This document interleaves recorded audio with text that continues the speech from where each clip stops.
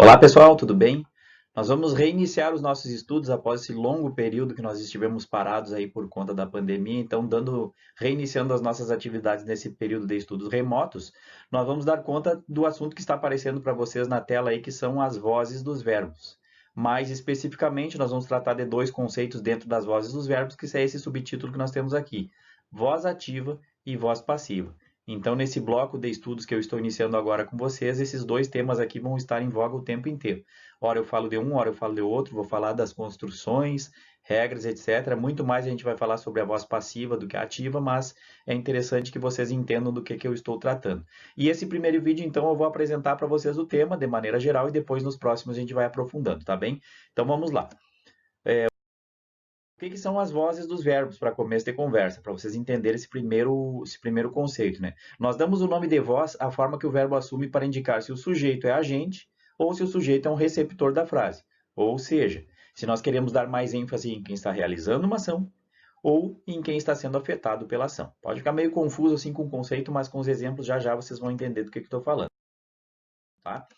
Então, por conta disso, né, essas vozes dos verbos elas se classificam naqueles dois tópicos que eu coloquei no slide inicial. Nós temos uma voz ativa, quando o sujeito de uma oração ele é um agente, e nós temos uma voz passiva, quando o sujeito de uma oração é o receptor.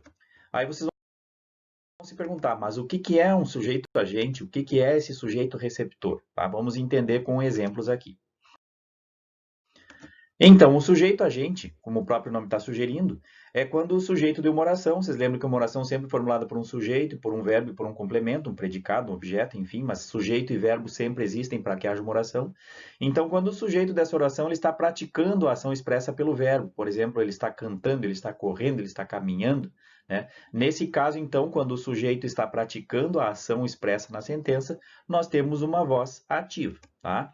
Vamos ver um exemplo, então, para vocês entenderem melhor o que eu estou falando. Nós temos a seguinte frase aqui: My grandpa built our house in 1970. Ou seja, traduzindo, meu avô construiu a nossa casa no ano de 1970. O que está em jogo aqui? Vamos analisar primeiro a ação. Qual é a ação? Qual é o verbo? A ação é construir, tá bem? Então, alguém está construindo alguma coisa. Quem é que está construindo esta coisa?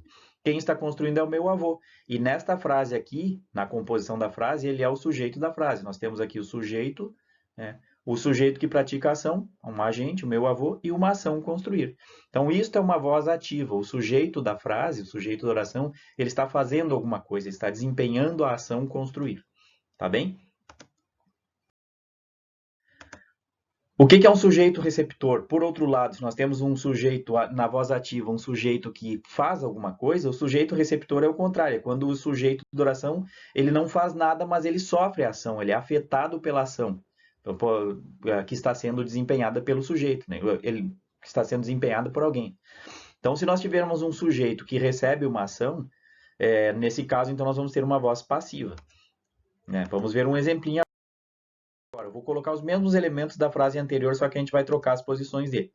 Aqui está a sentença para vocês. Our house was built by my grandpa in 1970. Eu coloquei esse entre parênteses aqui, by my grandpa, porque ele poderia não estar aqui na frase, tá? Eu poderia ter apenas a sentença Our house was built in 1970.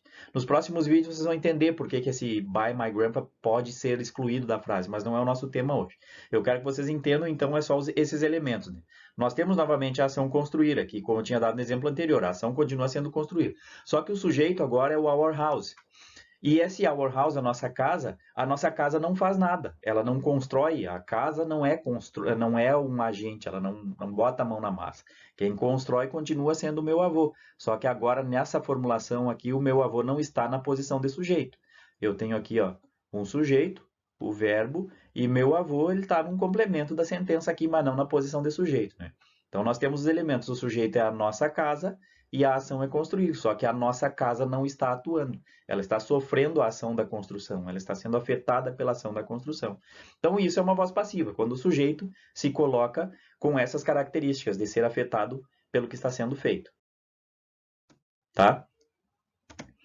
O que a gente tem que prestar atenção? Vocês percebam que eu estou falando aqui sujeito, verbo, ação, agente, receptor, tem que tomar muito cuidado para não confundir, tá? Porque às vezes a gente confunde a figura do sujeito com esses outros nomes que eu dei para vocês aí de receptor e de agente.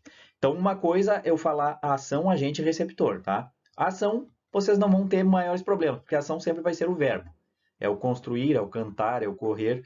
Aqui é que a gente pode fazer uma confusão, né? Com o agente e com o receptor. Agente é o que faz, e o receptor é o que recebe a ação.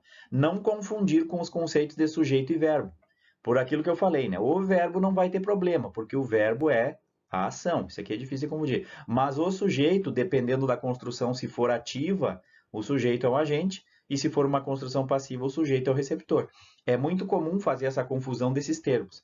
Então, vocês têm que entender que quando eu estiver tratando da organização da sentença, sujeito e verbo nunca mudam de lugar. Agora, quando eu estiver tratando das vozes dos verbos dentro da sentença, aí eu posso ter o agente e o receptor trocando de posição, né? Então, quando o agente for sujeito, voz ativa.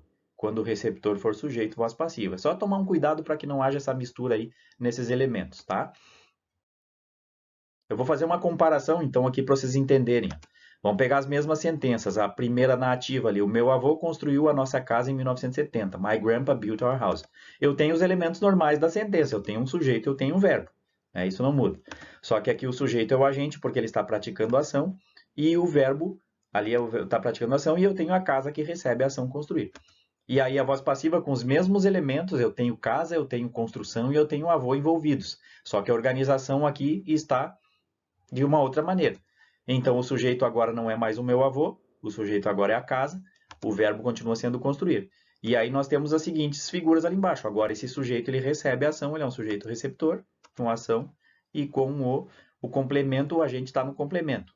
Como eu falei para vocês, se eu riscasse, nesse caso aqui na voz passiva, eu posso excluir o agente. Mas não se preocupem por enquanto, que a próxima aula, não nesse nosso bloco, mas o próximo bloco, nós vamos discutir as situações de quando é que eu posso omitir a figura do agente. Mas, por enquanto, é só para vocês entenderem, tá?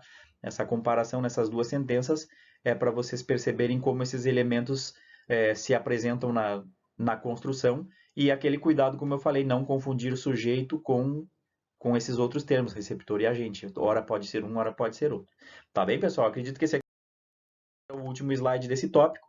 Então, no próximo vídeo eu vou falar um pouquinho da forma da construção, principalmente da voz passiva. Esse vídeo aqui era só para apresentar o tema para vocês, para dar essa primeira apresentação do tema, para que vocês possam dar conta. Então, o próximo vídeo que vocês vão assistir vai ser sobre a forma, e eu vou falar mais de regras e de gramática, tá bem? Então é isso por enquanto. Tchau, tchau.